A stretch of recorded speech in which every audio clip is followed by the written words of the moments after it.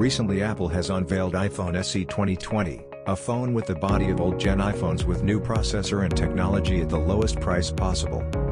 But is it worth it to spend $399 (42,500 rupees) on the new iPhoneSE rather than getting a $599 (52,500 rupees) iPhone XR? Let's check out the major areas of a mobile phone. Let me tell you about both. Let's start with the processor. SE has A13 Bionic chip, which is the lastest chip used in iPhone 11 series, so SE performance is undoubtedly the best till now as compared to XR, as it has A12 Bionic chip. Both A13 and A12 are Hexa core processors, but 4 core perform power efficient and 2 high performing cores. A13 is 20% faster and almost 25% more power efficient than A12. On GPU, Apple claims an improved speed of 20% in the GPU of A13 chip over the GPU of the A12 chip. It is also claimed to be 25% more power efficient than the A12 Bionic chip.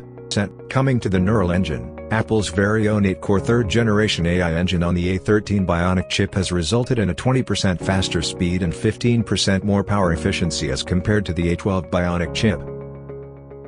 Now let's talk about the display.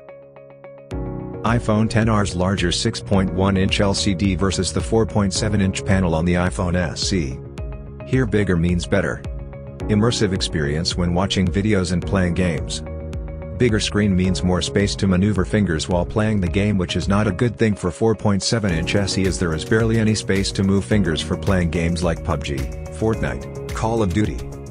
More content will fit in the 6.1-inch screen as compared to the 4.7-inch screen. It's time to talk about the camera. Both XR and SE share the same camera sensor, but still, SE manages to get better images and videos as compared to XR thanks to the A13 Bionic chipset. We can say SE has a hybrid camera as a camera sensor of XR and processing unit from iPhone 11. Optical image stabilization is better than XR and improved a lot.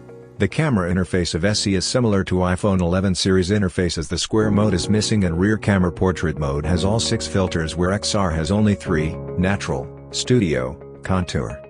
SE front camera can't record 1080p video at 60 fps and an emoji and memoji making feature is missing from SE. Next generation Smart HDR for photos feature in SE.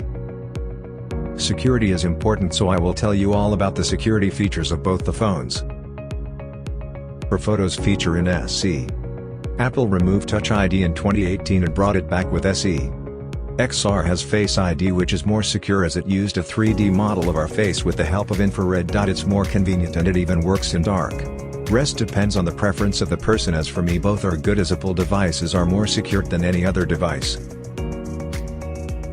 Battery backup should be good. Let's talk about the battery. SE has a small battery but has a power-efficient chipset and a small size screen which requires less power. Apple has claimed 13 hours of video playback and 40 hours of audio playback on a single charge, whereas in XR, 16 hours of video for the iPhone XR and 65 hours of audio in a single charge. The iPhones support fast charging. Sadly, none of them comes with any fast charger but a 5-watt charger. Fast charger has to be purchased separately for fast charging. Storage is important and no one will compromise on the storage. For fast charging. Today also an iPhone 6s works smoothly with 2GB RAM, but both SE and XR are packed with 3GB RAM, which results in more performance. Apple iOS are more stable and optimized than other OS.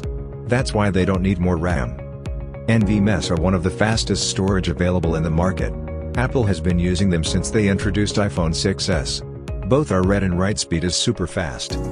iPhone SE 2020 is better than iPhone XR in terms of price. iPhone SE 2020 starting from 42,500 rupees and iPhone XR 52,500 rupees.